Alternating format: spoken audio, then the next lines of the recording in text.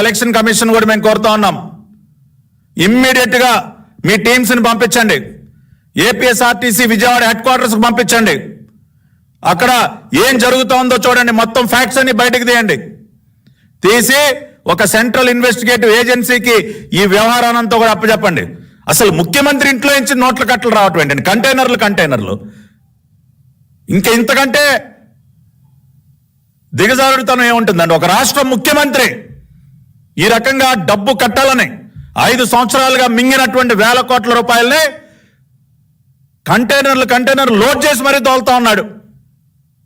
ఇంతకంటే బరి తెగింపు ఏముంటుందండి? కాబట్టి ఖచ్చితంగా దీనిపైన కఠినమైనటువంటి యాక్షన్ తీసుకోవాలి. మొన్న డ్రగ్స్ కంటైనరు, ఇవాళ కరెన్సీ కంటైనరు, నిన్నేమో శ్రీకాళహస్తిలోనేమో పెద్ద డంపు. ఇదేనా నేను సిద్ధం? దీనికే నువ్వు సిద్ధం? ఏ ముఖం పెట్టుకుని బస్సు యాత్ర చేస్తా ఉన్నావా? వెళ్ళి ఏం చెప్తావు? అక్క అమ్మా వచ్చేస్తుంది, కంటైనర్ వస్తుంది చెప్పు. అదే చెప్పాయా?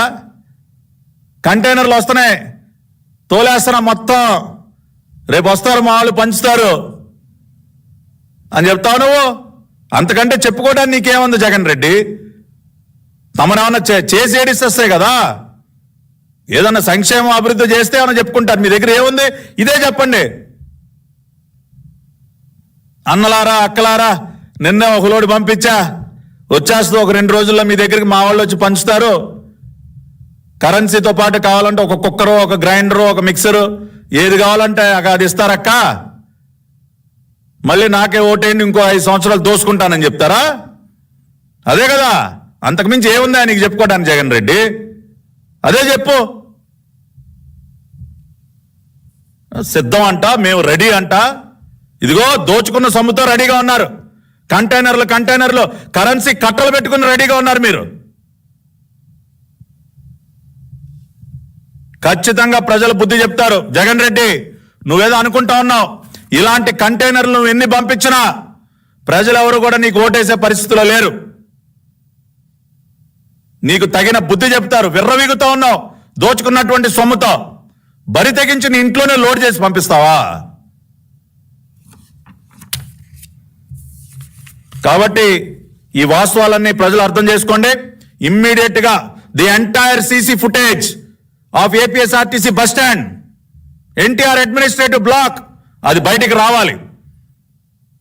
మొబైల్ ప్యాంట్రీకి ఏపీఎస్ఆర్టీసీ బస్ స్టాండ్కి దేని మొబైల్ ప్యాంట్రీ అంట, ప్యాంట్రీ వంట సామాన్ అంట.